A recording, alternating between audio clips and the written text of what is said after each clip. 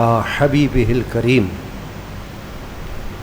اعوذ باللہ من الشیطان الرجیم بسم اللہ الرحمن الرحیم الا ان اولیاء اللہ لا خوف علیہم ولا هم يحزنون واسجد واقترب صدق اللہ مولانا العظیم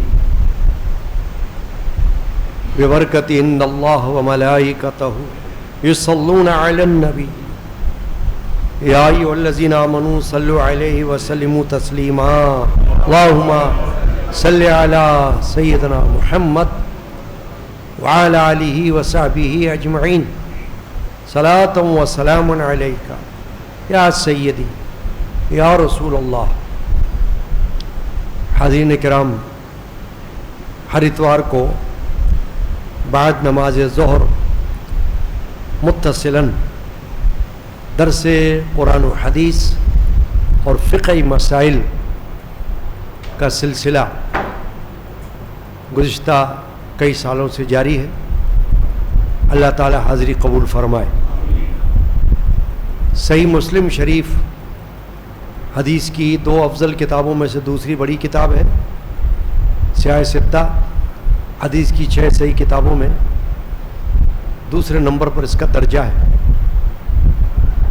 اس میں حضرت ابی ہریرہ رضی اللہ تعالی عنہ مشہور صحابی ہیں، ان سے ایک حدیث مروی ہے اور وہ سجدے کے بارے میں ہے۔ وعن ابی ہریرہ رضی اللہ تعالی عنہ قال، حضرت ابی ہریرہ سے روایت ہے، فرمایا قال رسول اللہ صلی اللہ علیہ وسلم، اللہ کے رسول صلی اللہ علیہ وسلم نے ارشاد فرمایا، اقرب ما یکون العبد من ربہ وہو ساجد فاکثر الدعاء، کہ بندہ اپنے رب سے زیادہ قریب سجدہ کرتے ہوئے ہوتا ہے تو اس میں دعائیں زیادہ مانگو۔ یہ حدیث پاک اور یہ ترجمہ ہو گیا۔ اب موضوع کیا ہے؟ سجدے میں دعائیں مانگنا اور سجدے میں اللہ کے زیادہ قریب بندے کا ہونا۔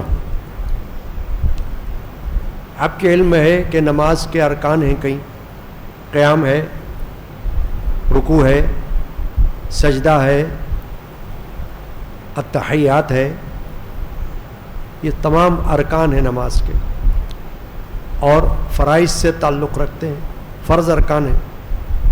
سجدہ بھی ایک فرض رکن ہے، اگرچہ رکوع ایک رکعت میں ایک ہی ہوتا ہے مگر سجدے 2 ہوتے ہیں، یعنی سجدے کی تعداد رکوع سے زیادہ ہے۔ التحیات ایک ہی ہوتی ہے لیکن سجدے 2 ہیں۔ تو نماز کے اندر سجدہ وہ رکن ہے جو ایک سے زیادہ مرتبہ ہے، اور سجدے کی فضیلت نماز کے علاوہ بھی ہے۔ یہ نہیں کہ صرف نماز میں ہی سجدہ ہے، غیر نماز میں بھی اگر کوئی سجدہ کر رہا ہو بارگاہ الہی میں تو وہ بھی سجدہ ہی ہے۔ پھر سجدے کی اقسام ہیں، ایک سجدہ سجدہ عبادت ہے جو صرف اللہ کو کیا جاتا ہے، کسی اور کو بالکل نہیں، مخلوقات میں سے کسی کے لیے وہ سجدہ جائز نہیں ہے۔ ایک سجدہ تعظیمی ہے جو شریعت محمدی میں حرام ہے۔ ہماری اس شریعہ میں سجدہ تعظیمی بھی منع ہے، حرام ہے، لیکن گزشتہ شریعتوں میں سجدہ تعظیمی جائز تھا۔ وہ جو حضرت آدم علیہ السلام کو اللہ تبارک و تعالی نے پیدا فرما کر فرشتوں کو حکم دیا، اسجدوا لآدم، آدم کے لیے سجدہ کرو، وہ کون سا سجدہ تھا؟ تعظیمی. سجد عبادت نہیں ہو سکتا کیونکہ سجد عبادت تو صرف اللہ کو کیا جاتا ہے ورنہ شرک ہے، تو وہ تو ہو ہی نہیں سکتا.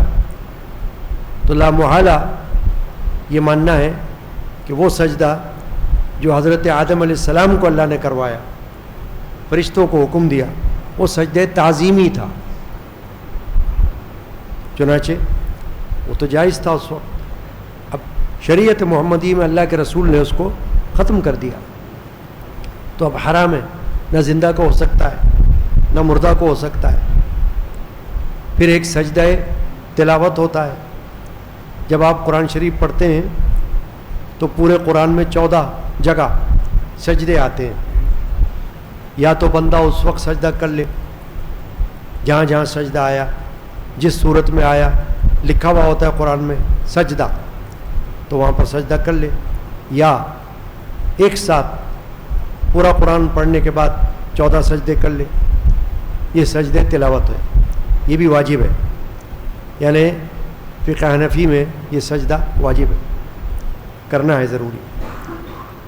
ایک جو ہے وہ سجدہ سہو کہلاتا ہے. وہ ہوتا ہے کہ نماز میں اگر کوئی واجب رہ جائے، واجب رکن نماز میں چھوٹ جائے تو سجدہ سہو کر لو، تو اس سے آپ کی نماز مکمل ہو جاتی ہے، نماز میں کوئی فساد واقع نہیں ہوتا. تو سجدے کی اقسام ہیں، اپنی اپنی جگہ ہے، لیکن اب حدیث میں کیا فرمایا گیا ہے ذرا اس کو آپ دیکھ لیں اور اس کے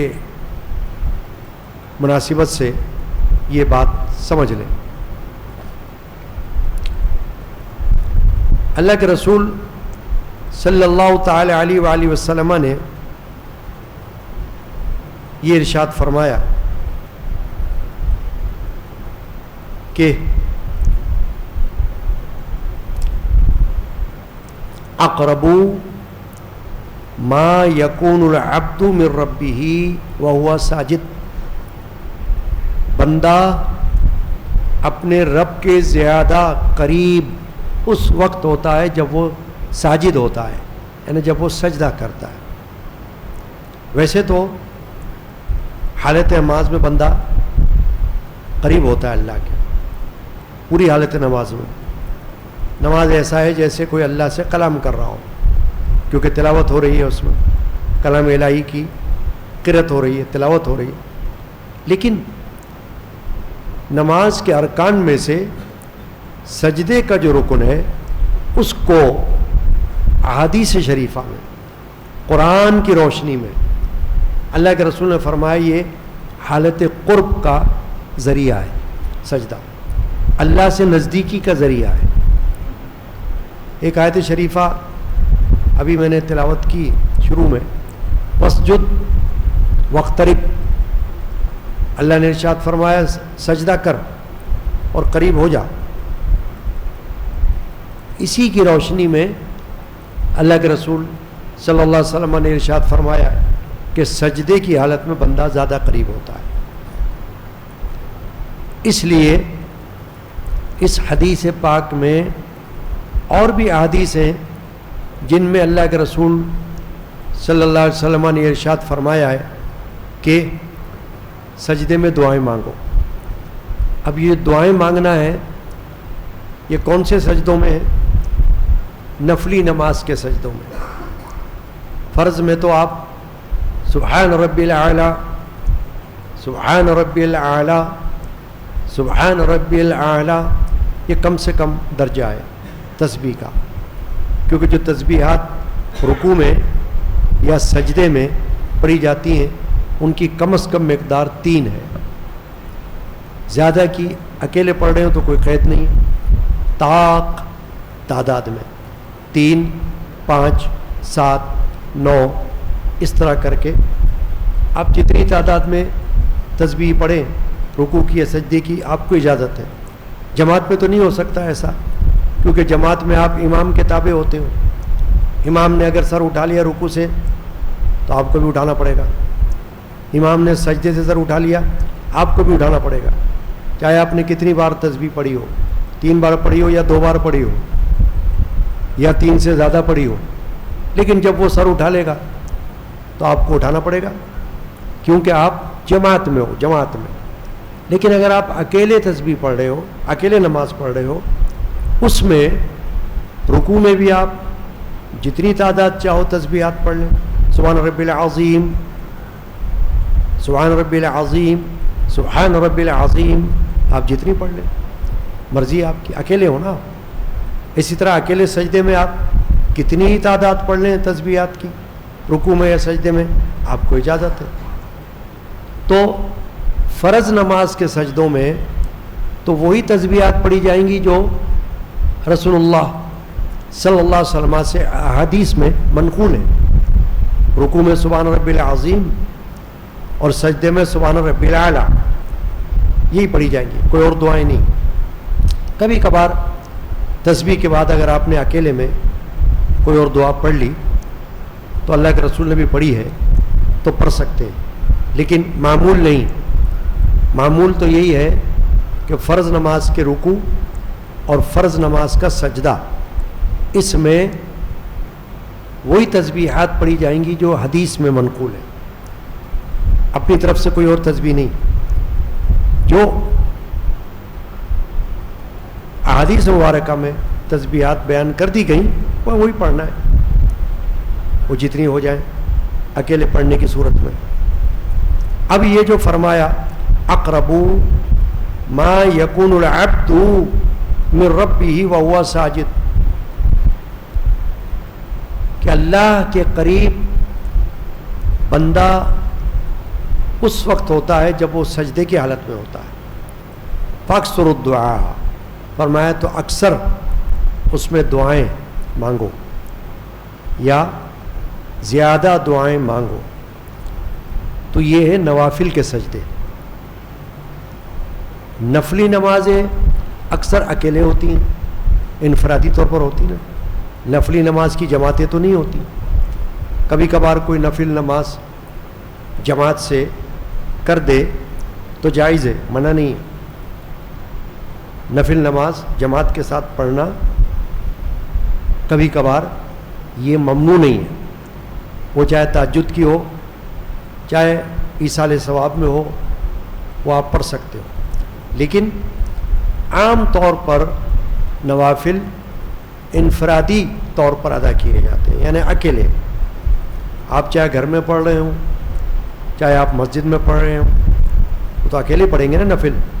اب نفل نماز کے جو سجدے ہیں اس میں آپ تسبیح پڑھیں سجدے کی سبحان ربی الاعلیٰ، اس کے بعد اگر آپ کو کوئی دعائیں مانگنی ہے تو آپ دعائیں مانگ سکتے ہیں. اب سجدے کی حالت میں جب آپ دعائیں مانگیں گے نماز میں، نفل نماز میں، تو عربی کی دعائیں ہوں گی. اب ایک دعا تو یہ ہے جو اللہ کے رسول سے منقول ہے سجدے میں، اللہم اغفر لی، اللہم اغفر لی، اللہم اغفر لی، اے اللہ مجھے بخش دے، اے اللہ مجھے بخش دے، اے اللہ مجھے بخش دے. ایک تو یہ دعا ہے. یا قرآن کی دعا ہے رب اغفر وارحم وانت خیر الراحمین، رب اغفر وارحم وانت خیر الراحمین، رب اغفر وارحم وانت خیر الراحمین. یہ قرآن کی دعا ہے، قرآن کی آیت ہے. اب اس میں کیا ہے؟ دعا ہے، اے میرے رب مجھ کو بخش دے اور رحم کر، تو سب رحم کرنے والوں سے زیادہ رحم کرنے والا ہے. یہ بھی دعا ہے.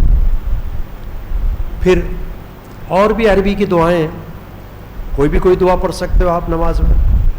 اللہم انی اعوذ بک من عذاب القبر ومن عذاب النار ومن فتنة المحیا والممات ومن فتنة المسیح الدجال. اے اللہ میں عذاب قبر سے تیری پناہ مانگتا ہوں اور زندگی اور موت کے فتنوں سے تیری پناہ مانگتا ہوں،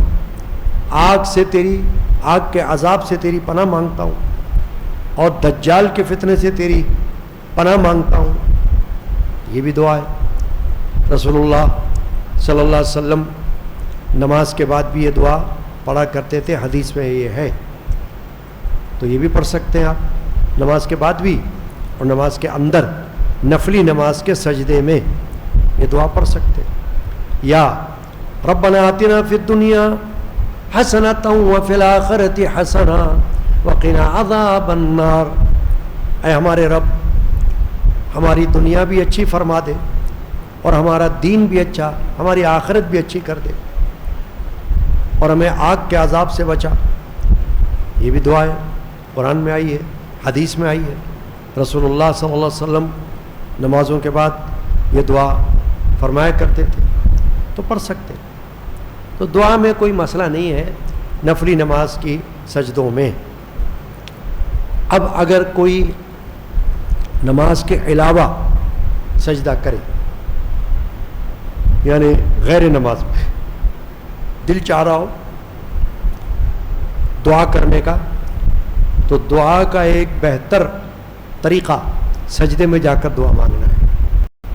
حالانکہ آپ یوں بیٹھے بیٹھے ہاتھ اٹھا کے دعا کر سکتے ہیں، لیکن سجدے کو چونکہ اللہ کے قرب میں بڑا مقام ہے، قرب میں بڑا دخل ہے، اللہ سے نزدیک ہونے میں سجدہ بہت زیادہ اہمیت رکھتا ہے، فضیلت رکھتا ہے. اس لیے اگر بندہ سجدے میں جھک جائے، چلا جائے، جیسے آپ نماز کا سجدہ کرتے ہو، وہ سجدے عبادت ہی ہوگا، اللہ کے لیے کیا جائے گا، اور اس میں آپ دعائیں مانگ لو، اردو میں مانگ لو، کیونکہ وہ نماز کا سجدہ نہیں ہے، وہ الگ سے سجدہ ہے. جیسے ایک سجدہ شکر بھی تو ہوتا ہے نا، سجدہ شکر جو ہوتا ہے وہ نماز کا سجدہ تو نہیں ہوتا، وہ تو الگ سے کیا جاتا ہے، تو وہ آپ کر سکتے ہیں. اس میں آپ عربی کی جگہ اردو میں دعائیں مانگ سکتے ہیں، یا اپنی زبان میں کوئی دعائیں مانگ سکتے ہیں. کیوں کہ وہ نماز کا سجدہ نہیں ہے، وہ صرف دعا کا سجدہ ہے. آپ نے اللہ سے دعا کرنے کے لیے وہ سجدہ کیا، تو ہاتھ ایسے اٹھا لیں، جتنی دیر آپ سے سجدہ ممکن ہے سجدے میں رہو، کرتے رہو دعائیں، کوئی ممانعت نہیں ہے. تو اسی لیے جن لوگوں کو یہ علم ہے وہ کبھی سجدے میں جا کر دعائیں مانگتے ہیں، دعا کے لیے سجدہ کرتے ہیں. تو یہ حدیث ہے ان کے لیے جو میں نے ابھی آپ کو سنائی. اس دعا کا ماخذ یہ حدیث ہے، یہ دلیل ہے کہ رسول اللہ صلی اللہ تعالی علیہ وآلہ وسلم نے ارشاد فرمایا کہ بندہ اپنے رب کے زیادہ قریب سجدے کی حالت میں ہوتا ہے تو اس میں زیادہ دعائیں مانگو. اب اس حدیث کے علاوہ بھی رسول اللہ صلی اللہ تعالی علیہ وسلم سے احادیث ہمیں ملتی ہیں کہ حضور اکرم صلی اللہ علیہ وسلم سجدوں میں دعائیں مانگا کرتے تھے. مثلاً ایک حدیث ہے جو سنن ابو داؤد اور جامع ترمذی میں منقول ہے، حضرت ابن عباس سے یہ حدیث مروی ہے کہ کان النبی صلی اللہ علیہ وسلم یقول بین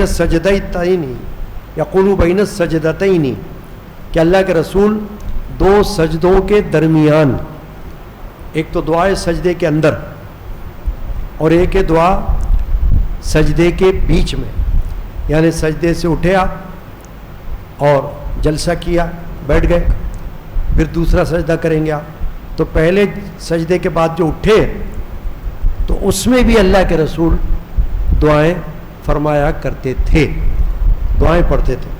تو چنانچہ وہ دعا حدیث میں یہاں پر منقول ہے کہ حضور یہ دعا فرماتے تھے، اللہم اغفر لی وارحمنی واہدنی وعافنی وارزقنی. یہ چار دعائیں، اے اللہ مجھے بخش دے.